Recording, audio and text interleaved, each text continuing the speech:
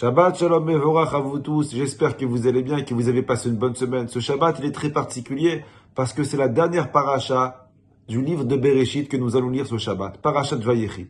Le Shabbat, il est aussi particulier parce que c'est le Shabbat des Berachot. Comme on va voir dans quelques instants, Yaakov, avant de quitter ce monde, il a réuni ses enfants pour les bénir. Et il a aussi béni ses petits-enfants, les enfants de Yosef, Ephraim et Ménaché. Et c'est la même bracha que Yaakov, il a fait à ses petits-enfants que nous, aujourd'hui, chaque Shabbat, nous bénissons nos enfants, on souhaite à nos enfants qui ressemblent plus tard à Ephraim et Ménaché. Comme je vous ai dit il y a quelques instants, avant de quitter ce monde, Yaakov il réunit ses 12 enfants afin de les bénir, de les conseiller, de les guider. Et le Midrash il dit qu'après avoir béni ses enfants, Yaakov Avinu il convoque Réhouven, l'aîné. Et Yaakov il prend un bâton et il demande à Réhouven, Réhouven, est-ce que tu es capable de briser ce bâton? Réhouven qui était très fort, il dit à son père, oui bien sûr papa. Il prend le bâton et le brise. Ensuite, il appelle Shimon. Il demande à Shimon, Shimon, tu es capable, toi, de briser ce bâton? Shimon, il prend un autre bâton, il le brise. Ainsi de suite, les 12 enfants, ils ont brisé 12 bâtons.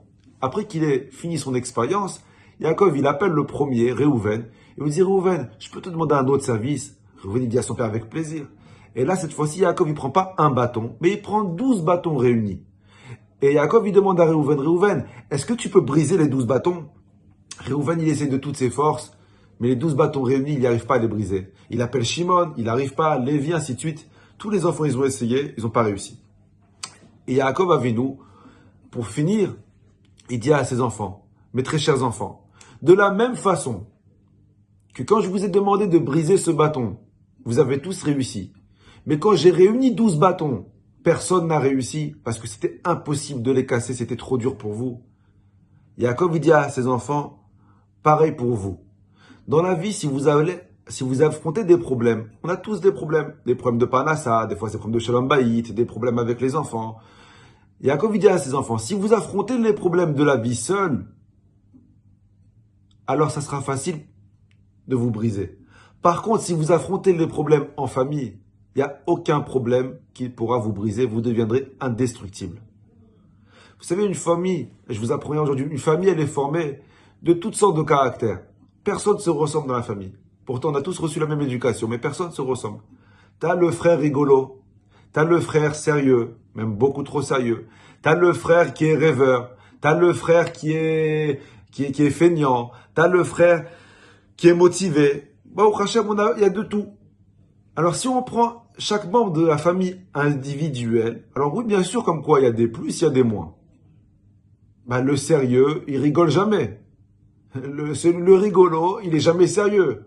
Alors, si on prend les caractères seuls, alors oui, il y a des plus et des moins. Par contre, si on assemble cette famille, si on assemble tous ces caractères, alors le plus de l'autre deviendra le moins que tu n'as pas. Ta faiblesse, elle est sa force à lui. En t'associant à lui, tu t'associes à sa force. Combien c'est important qu'il y ait de la hardout, qu'il y ait de l'union, qu'il y ait de l'union dans les familles. On voit dans la paracha de cette semaine, comme je vous ai dit, que quand on bénit nos enfants tous les Shabbats, on leur souhaite Yesimcha Elohim, qu'Hachem fasse que tu ressembles à Ephraim et Ménaché. Je me suis toujours posé la question, pourquoi on souhaite à nos enfants qu'ils soient comme Ephraim et Ménaché? Pourquoi on ne leur souhaite pas qu'ils soient comme Issachar et Zevulun, comme Réhouven et Shimon? Qu'est-ce qu'ils avaient de particulier Ephraim et Ménaché? Et comme vous le savez tous, quand Yaakov il a béni ses petits-enfants, il a mis la main droite sur la tête du petit Ephraim, et il a mis la main gauche sur la tête du grand Ménaché. Il a inversé les mains. Au lieu de les bénir comme ça, il les a bénis comme ça. Il a inversé les mains.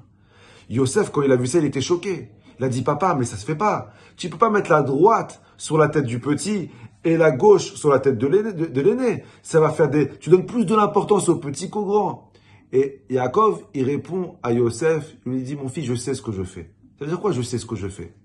Yaakov, il savait que Yosef, il a éduqué ses enfants pas comme Yaakov lui-même avait éduqué ses enfants, mais d'une autre manière. Yaakov, il a donné tellement d'amour à ses enfants que Ménaché l'aîné, quand il a vu que le plus petit réussissait mieux que lui, il n'a pas été jaloux de lui, comme Yehuda, il a été jaloux de Yosef. Mais il s'est réjoui pour son petit frère. Alors comment Ménaché, il a fait pour se réjouir pour son petit frère? Je vais vous donner la solution.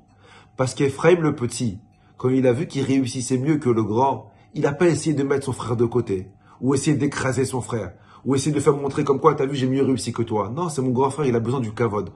Ephraim, malgré qu'il avait mieux réussi que Ménaché, il a toujours donné le kavod de l'aîné à son grand frère.